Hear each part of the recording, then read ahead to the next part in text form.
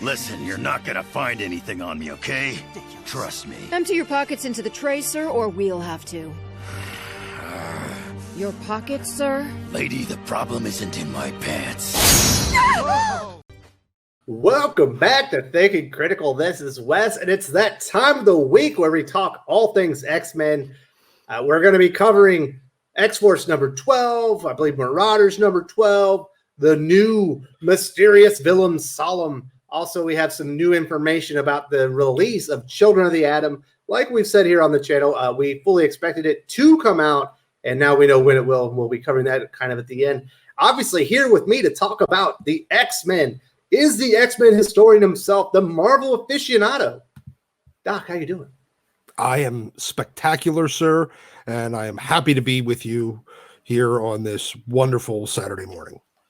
Well, I'm glad that you could make it. And I want to say this before we get into this. If you love X-Men, you like your weekly X-Men fix, definitely subscribe to Thinking Critical YouTube. We do this video or this segment every single week right here on the channel.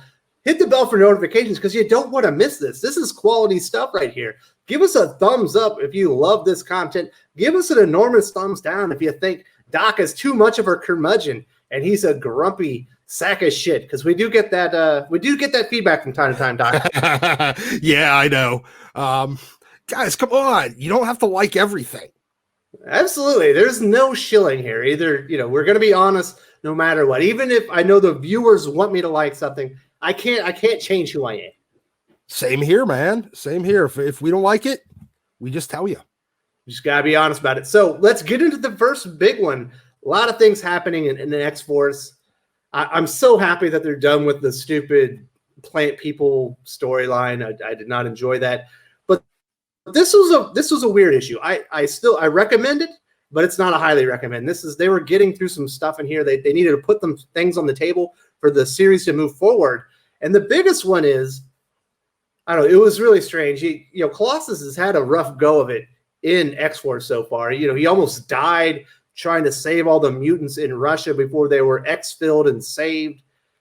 He obviously and Domino had quite a few moments. He's kind of left. He went back to Russia to work on a farm. He wanted a simple life again, and the mutants came for him because they're having trouble with Russians. And it's weird. It feels like, I could see a lot of people saying this feels like 1984, or like Turn on Your Neighbor, where you interrogate people that you don't even think are guilty, just to sow seeds so everyone complies. I think it's more to real life. This feels like what happened during, after the French Revolution, I think the first one was called the Great Terror, and the second is the Second Great Terror, where they would just randomly pull people off the street and question them and even kill them by guillotine just to keep the rest of the populace compliant. This is really scary stuff here. Yeah, it really is. And I'm not a big fan of this. Well, first of all, let me clarify. He didn't go back to Russia. He went to the Savage Land. Him and this, I guess this girl, Kayla or Kyla that he's seeing, I guess she has the power to move water or something. But so he just wants to be a simple farmer. Pete has kind of always gone back and forth between wanting to be a farmer, wanting to be a painter, and wanting to legitimately make a difference in the world.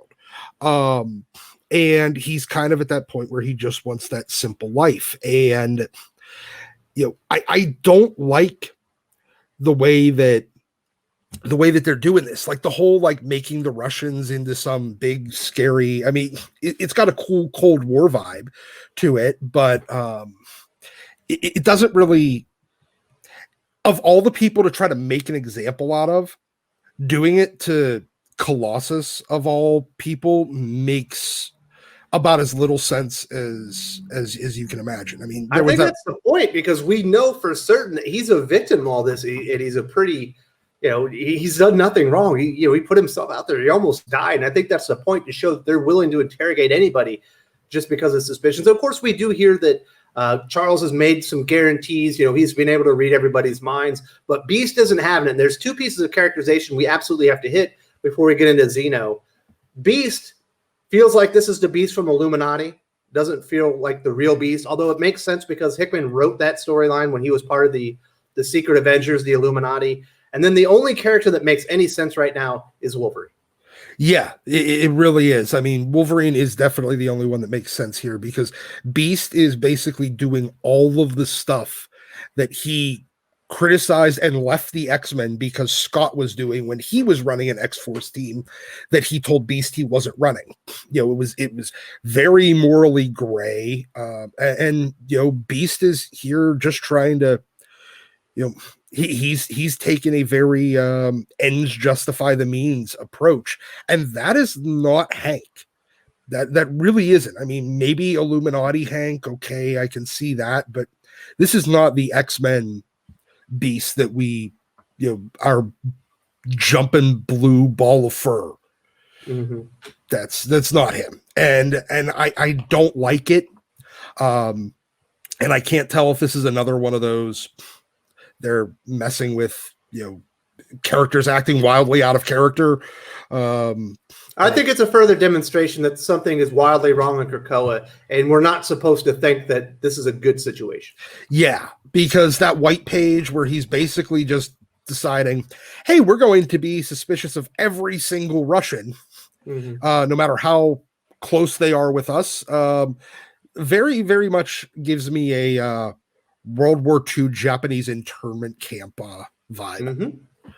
And of course, we see all the mutants that are here. They're here to see and being brought in. We got Nightcrawler, Storm, Angel, Jubilee. I see in there, Psylocke. You know, a lot of familiar faces. Cable's right there in the middle, and it almost feels like they're accepting it or they're behind this maneuver. So everybody's kind of off. Like I said, but Wolverine, because he's the one that absolutely starts beating the piss out of Hank, and he deserved it. Yeah, he really did. He absolutely deserved everything that was put in front of him. And I don't know if he expected Wolverine to kind of take a shot at him, but him deciding to make a giant public example out of Colossus is just unacceptable. And Wolverine did the right thing by beating the holy snot out of him. And then running everybody off. So I did appreciate that point. At least somebody feels normal. And it's definitely a character that Ben Percy, the writer, highlights. He's writing the Wolverine series as well, so he's doing a great job on that. Now, moving to the other kind of big revelation, we finally see Zeno again, and it turns out they're somewhat in cahoots with Mikhail, Colossus's brother, but they might not be giving him all the information. We see another example that they're using mutant DNA and kind of changing it, and they've grafted this weird arm on this enormous guy here. We also know that they have, oh my goodness, the dude with the pink mohawk. Oh, Kid Omega. Kid Omega. They have Kid Omega for experiments. They're not going to kill him yet. They're going to, see if they can get some of his DNA and do similarly what they did with Domino to him, from Zeno. So those are at least some more interesting turn of events here. I think this was a better part of the story. I do too. I'm curious what Mikhail's doing. Exactly what his end game is here. I'm of the opinion that the Zeno guy with the one in the suit, I still think it's Mask, and this is like this issue kind of reinforced that to me. Mask from the Morlocks, which he could she whatever I don't remember exactly what Mask was, could really change everybody. That he just by laying hands, basically people became putty to Mask, and that's kind of the same thing that that Mask is demonstrating. Well, that Zeno's demonstrating here, and it also brings back a connection. Whenever Mikhail came back the last time in the late '90s, right before issue 300, I think. He was hanging out with all the Morlocks and with Mask, and it would kind of make sense. So the last big revelation, we're not going to really get into it, is that Mikhail does give them the Cerebro sword, and the reason is because all the information of the mutants is contained in there. And he's like, "How do I get out of there?" He goes, "That's for you to figure out." So we know that Zeno has the ability, or at least has the sword that could, in theory, have all the information that Charles had stored in his head in the new Cerebro in this old one. So that could be used in the future. Very cool stuff going on there, but we do have to move on. from X-Force number 12. Like I said, I do recommend this comic. It's not a highly recommend. There's interesting things in here, but the characterization, once again, is really off, and it's a little bit scary. But we do have big news on the Wolverine front. In Wolverine number 6, we're going to find out who is Solem, the Wolverine's terrifying new arch nemesis revealed. I hate this, Doc. It's not that I think the character doesn't look cool. It's not that I don't think the name sounds cool. That's all fine. This is not Wolverine's arch nemesis until the people decide that it's his arch nemesis. It's the readers who decide which villains are important to that character. When they come back and they say they want more, just denoting somebody as the arch nemesis already makes me not like the villain. Exactly. Not the good way. Like, I don't want them in the story. Yes, exactly. I'm the same way. You start telling me that I'm supposed to think that this person is this thing or that thing, I'm going to automatically go the other way. And I think that's what most readers do. When you tell us what we're supposed to think about something, we automatically just, as a way of saying F you, don't tell me what to think, we go the other way. And this is, I think, another case. Sabretooth didn't become Wolverine's arch nemesis because editorial mandated it or dictated it. It's because he had some run-ins with Wolverine. He was mostly a Iron Fist villain and became the Wolverine arch nemesis because people love the interaction. And same thing with Joker and Batman. Yes, Joker's first appearance in Batman number 1, he dies. He wasn't supposed to come back, but the readers enjoyed the chemistry between the hero and the villain so much they had to bring him back, and that's why he's the arch nemesis, because the readers made it so. Yeah, Kingpin was always supposed to be Spider-Man's nemesis. Turns out it ends up as Daredevil. But this is, they've been kind of, I don't understand this because it is a cool looking villain. I'm interested to see what she, I think it's a guy. I think it's a girl. You might be right. I can't really tell from this. But I'm interested to see where it goes, but telling me it's an arch nemesis, especially when they've been setting up, ever since they threw Sabretooth into the pit, trying to leave hints that Omega Red is, because Omega Red is Wolverine's kind of number 2 villain. And they've been setting up Omega Red this whole time. And now they're going to just shoehorn in Solem. No, not buying it.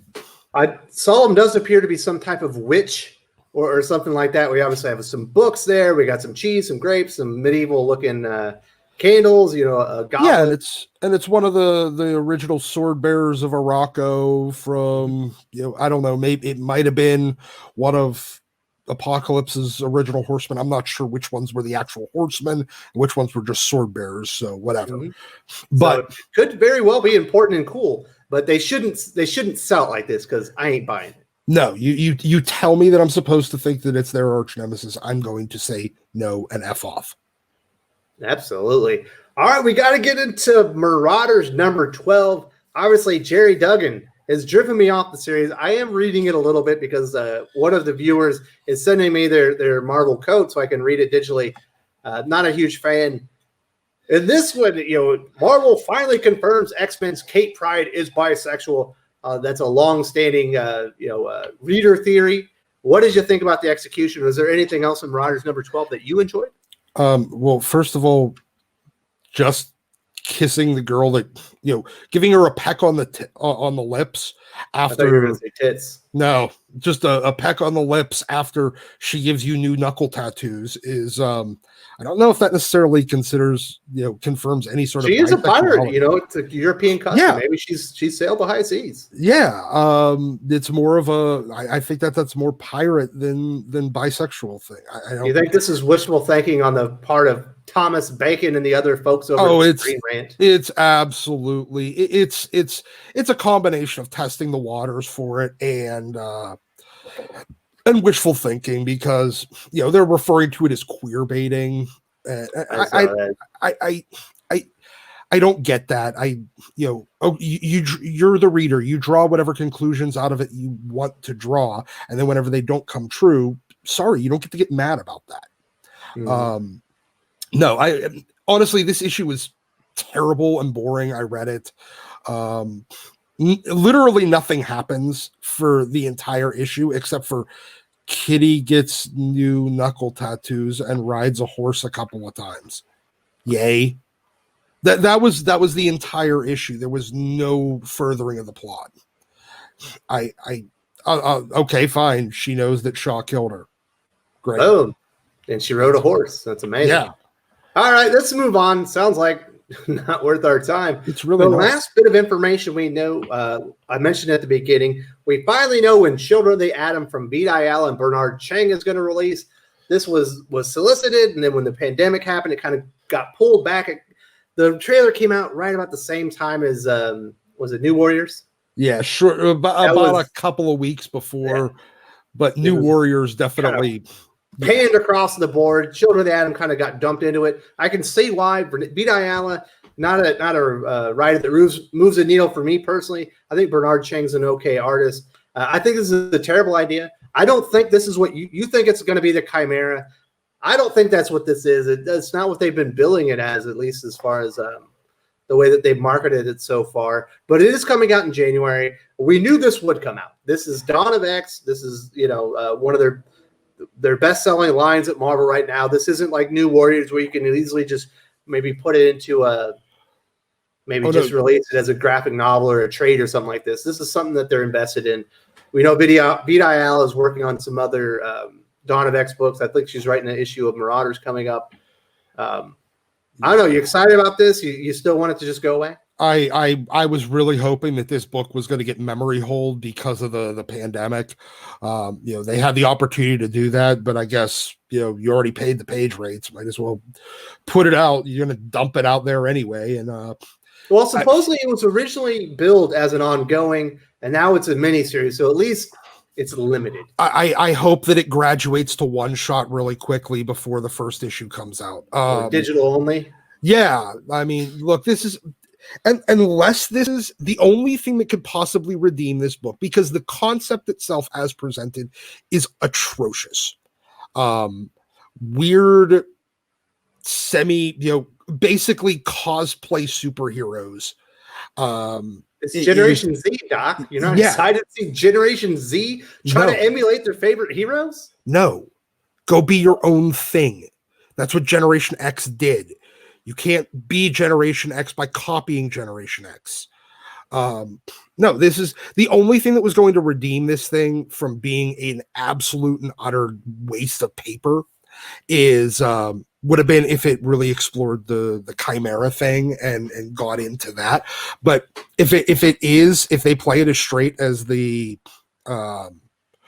advertising said, where it's basically just fanboy and fangirl cosplaying as their favorite X-Men using some whatever drug or mechanical device, I don't care, whatever it is to give them powers. If that's what it is, I really don't care, and no one else is going to either. Yeah. All I know is Jonathan Hickman needs to get his stuff together. Hopefully after Ten of Swords, he'll find his groove again, and he needs to be more discerning with the talent that he's bringing in on here. And he needs to be able to tell Jordan White to go get the hell out of here with these stupid ideas. Because it's watering down the brand, and it's quite frankly, it's taken a hit to his reputation, because I don't only assign this to Beat Ayala and Jordan White. This is a Jonathan Hickman thing because he's associated with it. He's the head of X. The buck stops with him on this, and the only person, I mean, other than Fallen Angels with Brian Hill, the only creator that he has on any of these books that is even remotely competent from a writing standpoint is Ben Percy. Well, everyone else fine with no. Yeah. Okay, you are right. I forgot about Zeb Wells. Zeb Wells is doing a yeoman's job over there, but Ben Percy and Zeb Wells are the only two that have done anything even remotely competent in this whole Dawn of X thing. And it's really, I always thought that Hickman's reputation was a little overrated. Now I'm absolutely certain of it. Well, perhaps that is the case. Doc, that is basically going to wrap it up here for this week in X-Men. Very exciting stuff. Obviously, next week, I think we've got X-Men number 12 leading into Ten of Swords. I think there's a Wolverine comic out as well. We'll definitely be covering all that. This is the place for all of your X-Men news. It's This Week in X-Men. It's me. It's the X-Men historian, Doc.